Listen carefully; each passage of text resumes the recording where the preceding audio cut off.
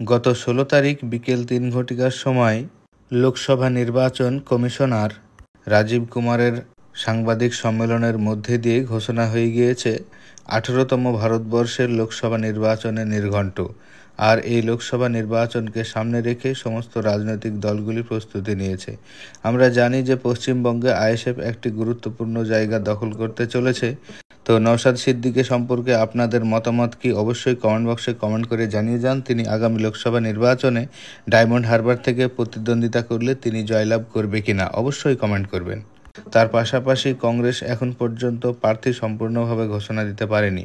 CPIM আংশিকভাবে কিছু প্রার্থীর ঘোষণা দিয়েছে, আর বাকি সিপিআইএম, কংগ্রেস এবং আইএসএফ ঐক্যবদ্ধ জোট গঠন করে পশ্চিমবঙ্গে বিরোধী তথা তৃণমূল এবং বিজেপির বিরুদ্ধে লড়াই করবে বলে তাদের দীর্ঘদিনের আলাপচারিতার মধ্যে দিয়ে ফুটে উঠছিল এমনই বক্তব্য।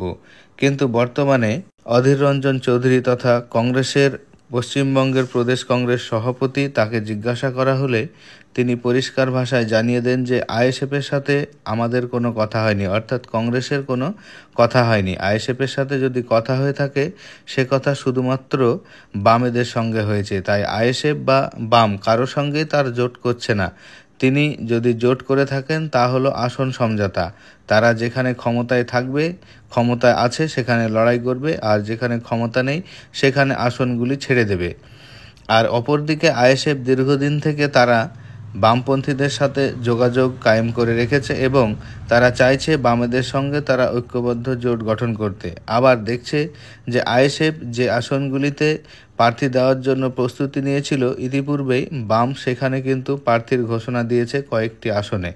আইএসএফ যে আসনগুলিতে প্রার্থী দেবে বলে মনস্থির করে রেখেছিল তা হলো ডায়মন্ড হারবার, বসিরহাট, বারাসাত, যাদবপুর, মালদা দক্ষিণ, মথুরাপুর, উলুবেড়িয়া, মুর্শিদাবাদ, শ্রীরামপুর। কিন্তু যার মধ্যে সিপিআইএমের তরফ থেকে যাদবপুর ও শ্রীরামপুর এই দুটি কেন্দ্রে তারা প্রার্থীর ঘোষণা দিয়ে দিয়েছে। অপরদিকে মালদা দক্ষিণ, এখান থেকে কিন্তু কংগ্রেসের তরফ থেকে প্রার্থীর ঘোষণা দেওয়া হয়েছে। আর বর্তমানে এই প্রার্থীর অর্থাৎ আসন সমঝোতা নিয়ে আলোচনার জন্য আইএসএফ এবং বামেদের মধ্যে বিকাশ রঞ্জন ভট্টাচার্যকে দায়িত্ব দেওয়া হয়েছে।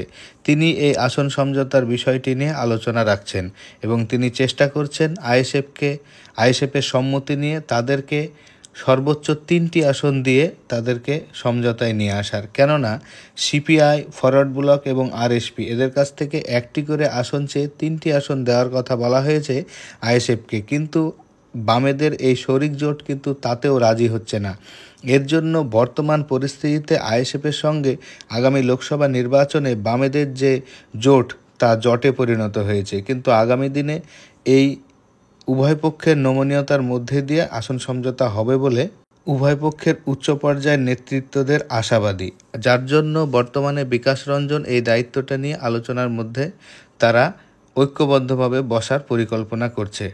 যদি আইএসএফের উচ্চ পর্যায়ের নেতৃত্ব এবং বাম শরিকদের মধ্যে আলোচনার রফা শেষ পর্যন্ত ফাইনাল হয়, তাহলে যে 3টি আসনে আইএসএফ প্রার্থী দিতে পারে সে 3টি আসন হলো ডায়মন্ড হারবার, তারা দাবি করে রেখেছিল এবং সেটা ছাড়তে নারাজ হবে এবং সেখান থেকে নওশাদ সিদ্দিকীকে প্রার্থী করার জন্য তারা অবশ্যই সেই জায়গাটা ধরে রাখবে। তার পাশাপাশি বসিরহাট এবং মুর্শিদাবাদ এই 3টি কেন্দ্র আইএসএফকে ছাড়তে পারে বলে ধারণা। আর এই 3টি কেন্দ্রের মধ্যে ডায়মন্ড হারবার থেকে নওশাদ সিদ্দিকী, বসিরহাট থেকে প্রার্থী কে হতে পারে এখনও পর্যন্ত আসেনি, এবং মুর্শিদাবাদ থেকে আইএসএফের প্রার্থী হতে পারেন আইপিএস নজরুল ইসলাম। বসিরহাটে কে প্রার্থী হতে পারে কমেন্ট করুন।